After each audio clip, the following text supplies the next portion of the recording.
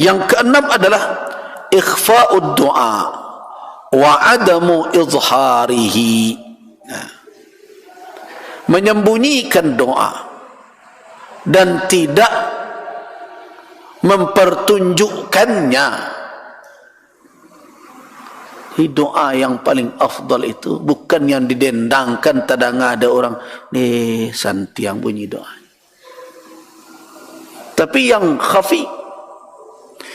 Karena begitu perintah Allah subhanahu wa ta'ala, ud'u rabbakum tadarru'an wa khufyata. Tadarru', serulah Rabb kamu sekalian, tadarru'an, dalam keadaan bertadarru', khusu', tunduk, wa khufyatan, dan tersembunyi. Innahu la yuhibbul mu'tadin. Sesungguhnya Allah tidak menyukai orang-orang yang melampaui batas. Termasuk juga berzikir, bertakbir, kadang berteriak-teriak. Kan pernah dilakukan oleh sahabat satu kali ketika pulang dari peperangan. Di saat menghampir ke kota Madinah, kabarna, kami bertakbir, wa rafa'na, kata sahabat, kami angkat suara kami sekeras-kerasnya. Apa kata Nabi?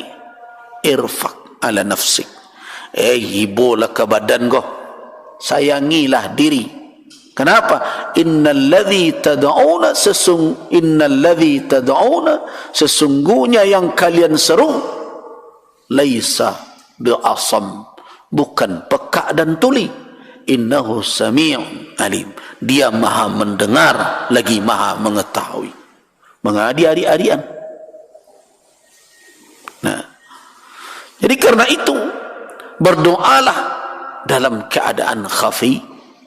Wa hadza min fi'lil anbiya. Begitulah doa para nabi, sebagaimana yang diceritakan oleh Allah dalam surat Maryam, bagaimana nabinya Zakaria menyeru Allah subhanahu wa ta'ala. Berteriakkah? Tidak. Dalam surat Maryam ayat 3, idh nada rabbahu nidaan khafiyya, ketika Zakaria menyeru Tuhannya dengan seruan yang tersembunyi. Nah, begitu juga diriwayatkan dari Abi Musa al-Ash'ari radhiyallahu anhu, anin Nabi sallallahu alaihi wasallam. Apa kata Nabi? Ya ayyuhan nas, wahai manusia, arbi'u, hibalah kepada diri, ala anfusikum, fa innakum la tad'una asam wala ghaiba. Sesungguhnya kamu sekalian tidak menyeru yang tuli dan tidak pula yang asing, yang jauh, yang tidak hadir. Walakin tad'una sami'an basira, akan tetapi kalian menyeru yang maha mendengar lagi maha melihat. Kenapa harus diteriak-teriakkan?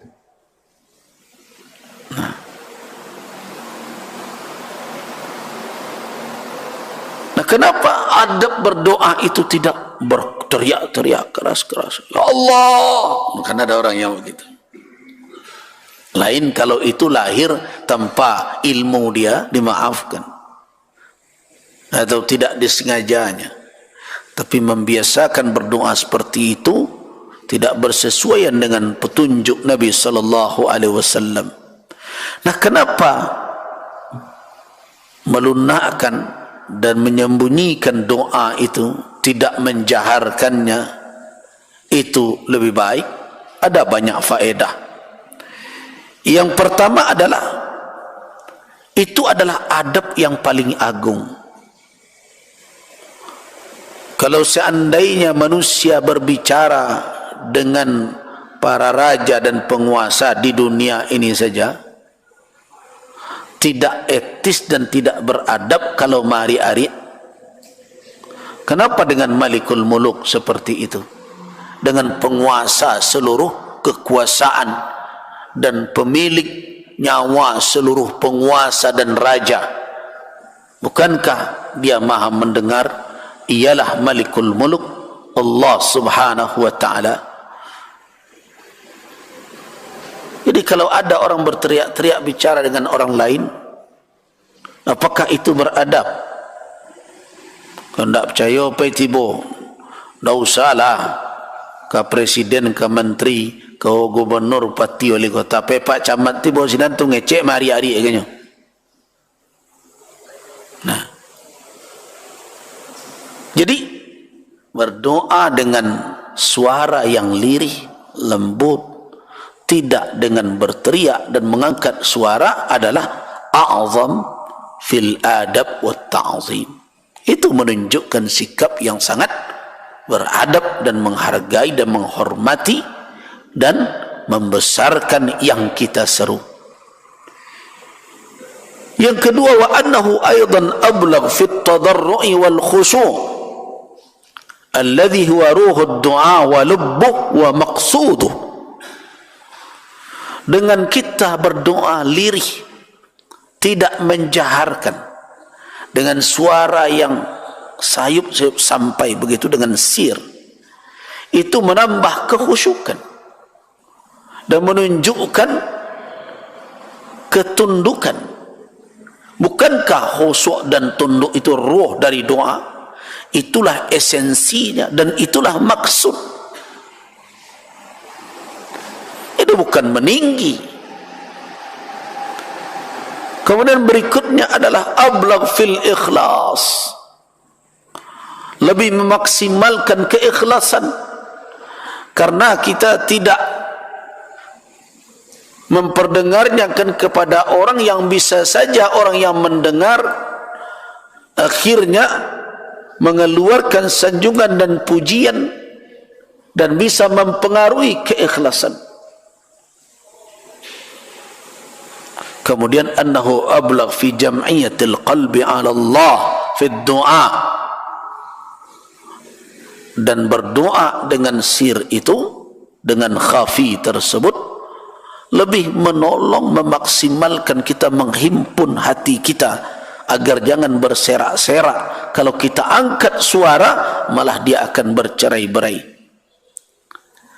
Kemudian faedahnya lagi, dengan kita berbisik seperti itu menunjukkan bahwa kita dekat dengan Allah. Kalau mari dan do jauh tu. Nah, kemudian wa annahu ad'a ila dawam at-talab was-su'al. Ini juga mendorong kita untuk bertahan terus meminta karena larut dalam suasana. Nah, karena itu kalau kita keraskan suara, kita sorakkan, bahkan seluruh anggota kita menjadi ikut terpengaruh oleh suara yang keras, lama-lama mudah menjadi bosan. Marana talo bersorak tu, lama-lama lah berhenti seleh lepas ni.